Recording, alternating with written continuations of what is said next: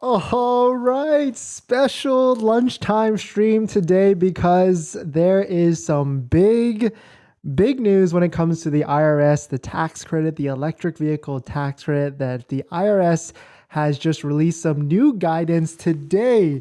Of all days, when we are 3 days coming to the end of the month to the next year. So this might affect, I imagine this is going to affect EV sales, especially the Model 3 and the Model Y, because I was taking a big look at a lot of these, this article from the IRS, and there's some changes and there's things that we could infer. We could speculate, or I guess on how we kind of digest it, but there's definitely some interesting stuff, and we're gonna go through it a little bit today on today's video regarding the new breaking news. The IRS coming out with some hot fire for sure. I got my Tesla jacket on today, fanboy jacket on. So because this is gonna be exciting. This is good news for Tesla owners, for Tesla buyers, for next year. So let's get into it. And this video is actually sponsored by Tenet.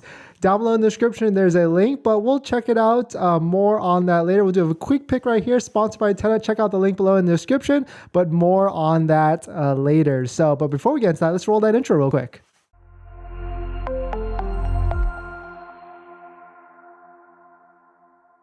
All right, so thanks for watching another stream. Thanks for watching another video. My name is Dennis, and I love talking about Tesla hacking, as I like to call it, but basically just getting the best deal on a Tesla at the best possible price, or just getting really good financing on your Tesla. We make 3 to 4 videos a day at this point, so if you're definitely interested in that, please hit that subscribe. And shout out to my newest Patreon member, Joel. Thank you for joining and supporting the channel. All right, let's just get into it. Let's get into this. It's crazy. We'll talk about Tenet a little bit later, but there's a reason why Tenet is a sponsor of this video, and it makes a lot of sense based upon this new $7,500 tax credit, and I'll talk about why it actually can make sense.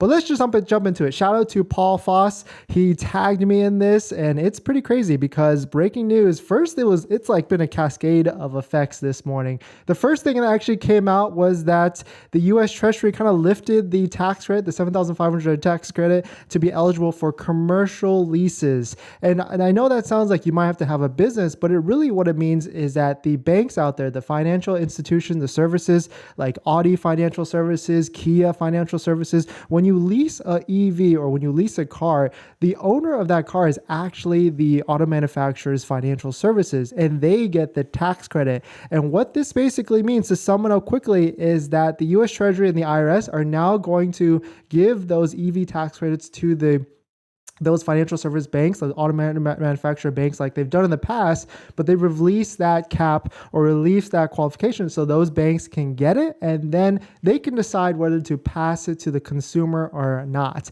And in the past, if history has shown, like BMW, Mercedes, these banks, they would actually pass that line item discount to the leasee when you leased an electric vehicle. So like I've had a BMW i3 in the past, small little electric vehicle that had, a range of like 100 miles.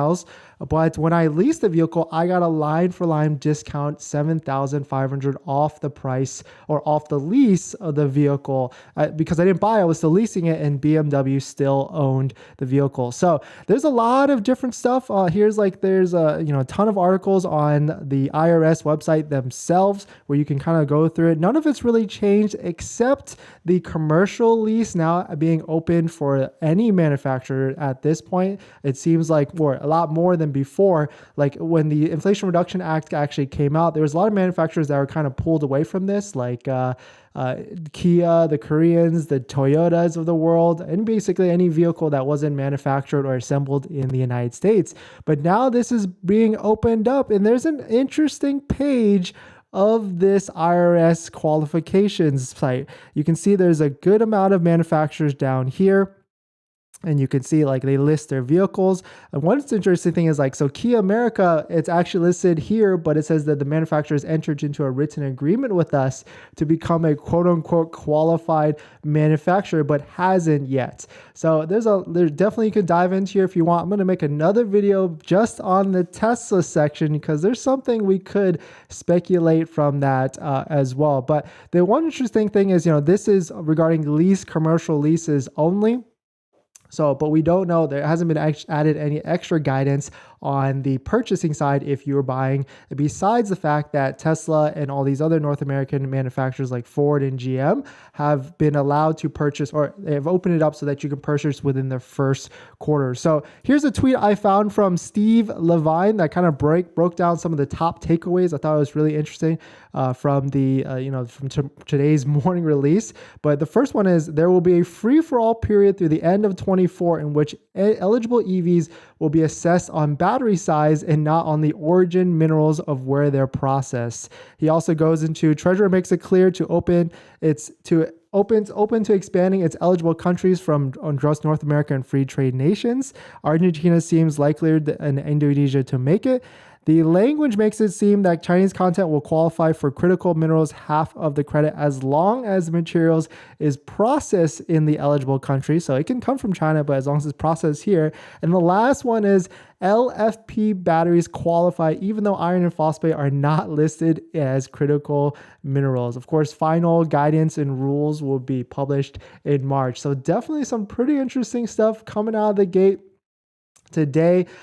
There was another article like Manchin, Senator Manchin, who was a kind of, the whole reason why a lot of this restrictions on the battery minerals and production was came out is because he wanted to make sure the U.S. was built for the infrastructure, or he wanted to make sure the manufacturing supported the U.S. and not really giving, the tax credit to some other countries that's not America. So he came out and said that he basically doesn't support it. And he said, quote, said the Treasury guidance today bends to the desires of the companies looking for loopholes and is clearly inconsistent with the intent of the law. It only serves to weaken our ability to become a more energy secure nation. So when he basically said, when he designed the law, the Inflation Reduction Act, and when he wrote it, he really wanted to support American manufacturing and American critical battery minerals production. But this basically today's IRS guidance kind of circumvents all of that regarding the tax credit for leases. I mean, we're still not there yet with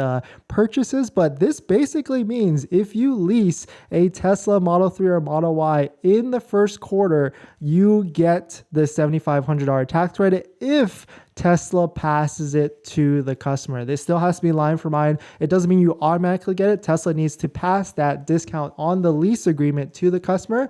But I mean, if all the other manufacturers are going to do it, it most likely will be that Tesla will factor it in as well. And that's huge. I mean, $7,500 over a term of a lease, that's easily $250 a month at the end of the day. So definitely some pretty interesting stuff coming out of the gate. But this video is actually sponsored by Tenet. So Tenet is actually a pretty cool sponsor at this point. They're a different way to finance your vehicle. They understand EVs in a different light. And so that first quarter next year, when the Tesla Model 3 and the Model Y will become eligible for the tax credit, you can actually defer the payment of the last final bit of your vehicle when you finance a Model 3 or Model Y, and then choose to use that $7,500 to pay it off later. So definitely check out if you're interested. I usually make a ton of videos about financing, and Tenet actually looked out to me, and I actually submitted an application the other day. So definitely check if you're interested. There's a link down below in the description. They basically understand EVs and they understand the value of electric vehicles, and they kind of just hold better value so they can actually, give better loans. And so Tesla's is one of their main things that they'd like to finance. So definitely check it out if you're interested. Link down below in the description. But yeah, let's jump into some comments and some questions, see if anybody has some interesting things. It's definitely, a different time right now. Definitely very exciting. And it kind of sucks that Tesla is getting this kind of news before like the last few days of the month. So, I mean, I don't know, like if I was an owner right now, I mean, there's a lot of people getting pushed to next month anyways, because of their estimated delivery times due to weather or whatever. So this kind of just adds more fuel to the fire, because now leasing, I don't usually support leasing with Teslas because you can't buy the car at the end of the month, at the end of the lease term. But also, I mean, I do support a $7,500 discount if Tesla decides to give it across the board. But Paul, thank you. Hey there, exciting times. Yeah, thanks for tagging me on that information. Really cool, interesting stuff. So thank you for that. And Grant I, will the Model 3 standard qualify for this full $7,500 before 2023? What about after $3,750 or none? What about loans? So right now, all it looks like is the lease might qualify, but Tesla still has to pass that $7,500 down to the customer. customer, where of course they're not going to come out and say that probably till the first. But if you purchase it, it also does look like you will get a $7,500 tax credit as well. So that's where a financing partner like Tenet comes in, because then you can defer that $7,500 all the way to the end of the loan and use that money when you get it to pay it off after that. So definitely some pretty interesting stuff. Definitely check it out. I'm going to be back in a second because there's some pretty fascinating stuff with this IRS tax credit thing, and how there's some income caps on a couple different vehicles that Tesla has, and that might signal the future of what pricing might come out to, but we can only speculate and take a look. So thanks for watching this video. Please hit that like if you enjoy it. Check out my Patreon down below in the description if you want to support the channel, or even schedule a call with me, a one-on-one call to ask me any questions about buying a Tesla, selling a Tesla, or even financing a Tesla. All right, guys, thanks for watching, and I'll see you guys in the next one. See ya.